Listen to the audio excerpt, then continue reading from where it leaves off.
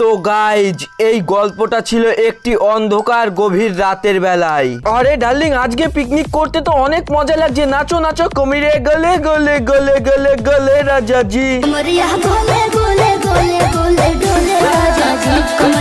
আরে ডার্লিং, আমি তো নাচছি, তুমি আরো জোরে জোরে নাচো।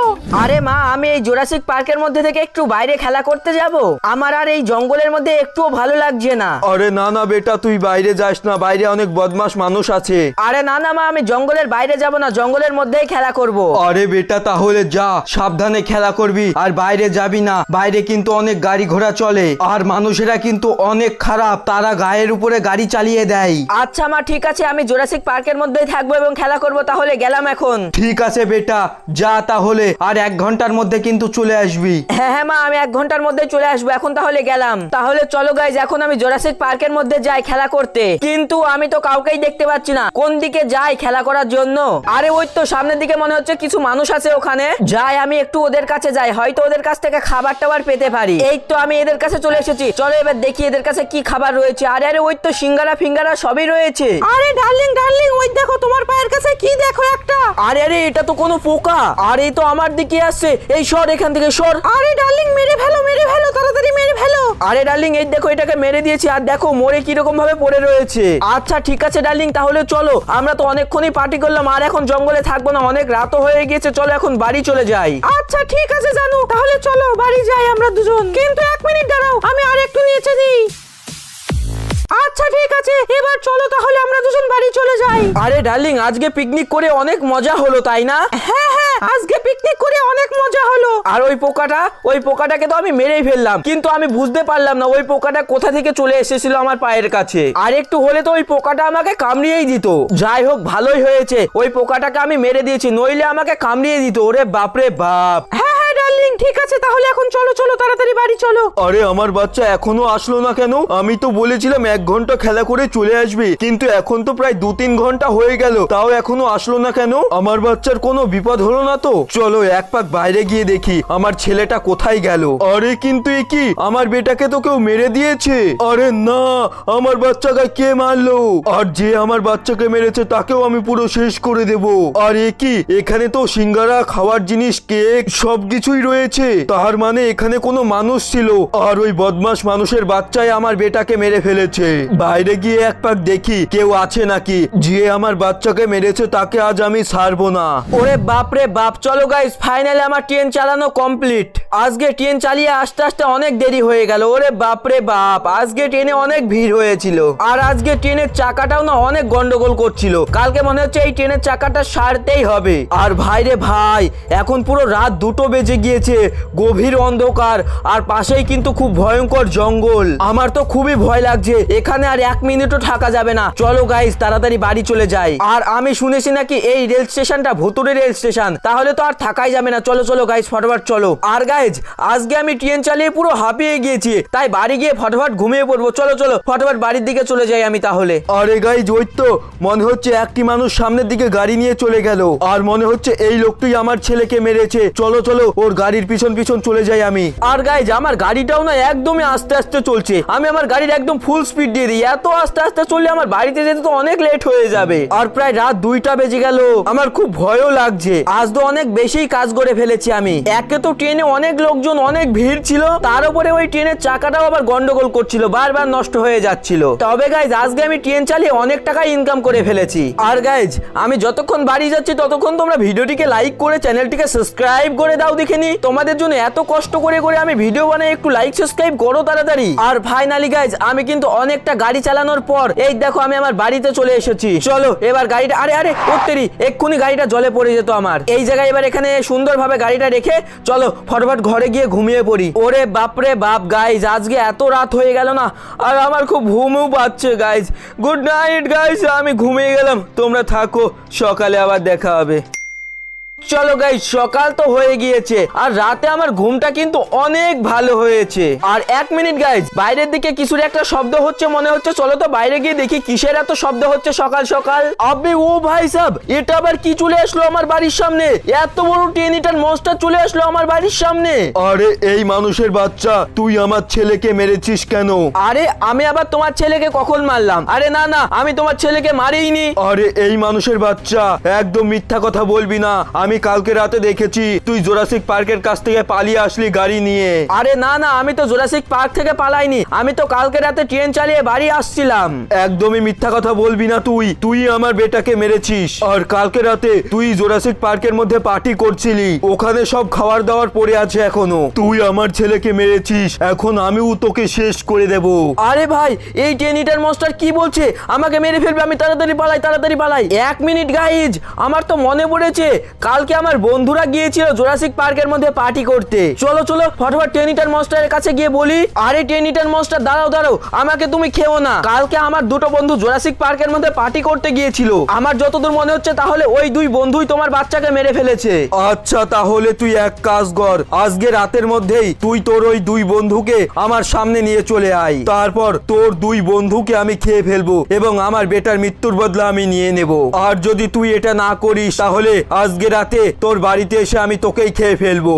আরে হ্যাঁ হ্যাঁ ঠিক আছে 10 লিটার মনস্টার, আমি আমার 2 বন্ধুকে তোমার সামনে আজকে রাতের মধ্যেই নিয়ে যাচ্ছি, যাও চলে যাও তুমি। আরে গাইজ, আমি তো অনেক বড় বিপদে পড়ে গেলাম। যদি আমি আমার 2 বন্ধুকে ওই মনস্টারের সামনে না নিয়ে আসি তাহলে তো এই মনস্টার আমাকেই খেয়ে ফেলবে। কিছু একটা ব্যবস্থা করতেই হবে আমাকে। আমি এক কাজ করি, এখন আমি আমার বন্ধুর কাছে যাই। চলো গাইজ, তাহলে চলো এখন আমি ফটাফট চলে যাই আমি আমার বন্ধুর কাছে। আর এই 10 লিটার মনস্টারকে মারার উপায় একমাত্র আমার বন্ধুই বলতে পারবে।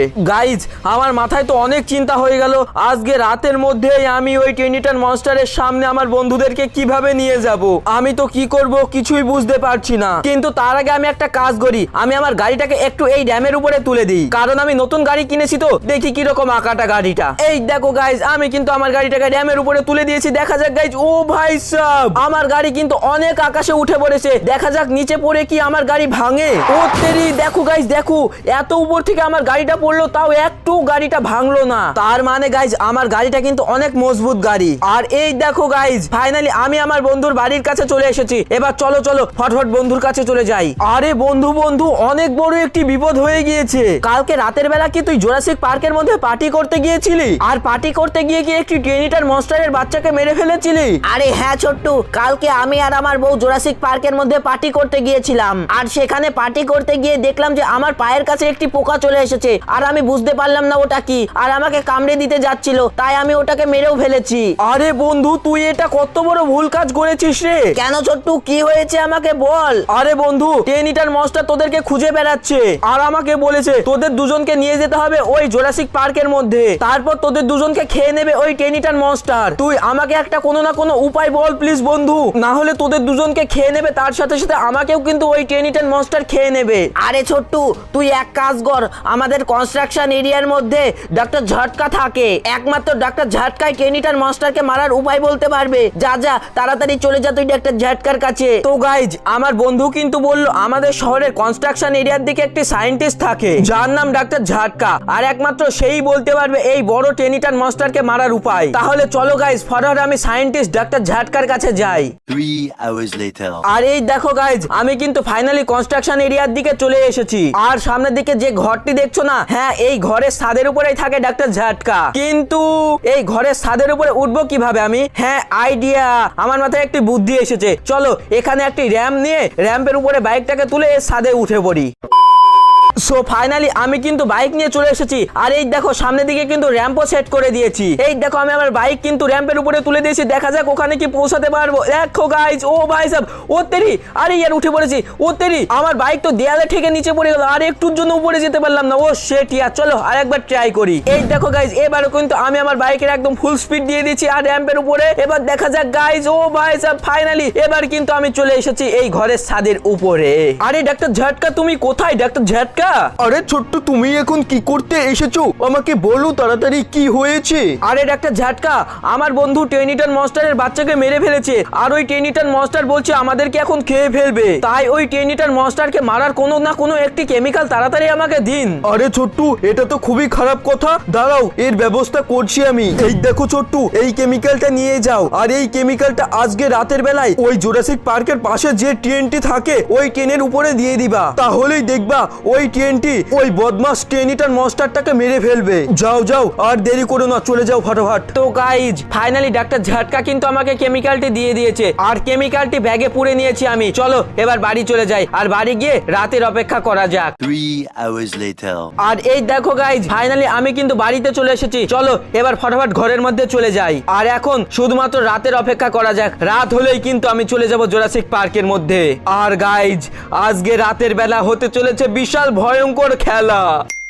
আর এই তো গাইজ এখন বাজে প্রায় রাত্রি 2টো, আর এখন গভীর অন্ধকার রাত। চলো গাইজ চলো ফটাফট চলো জুরাসিক পার্কের মধ্যে যাওয়া যাক গাইজ।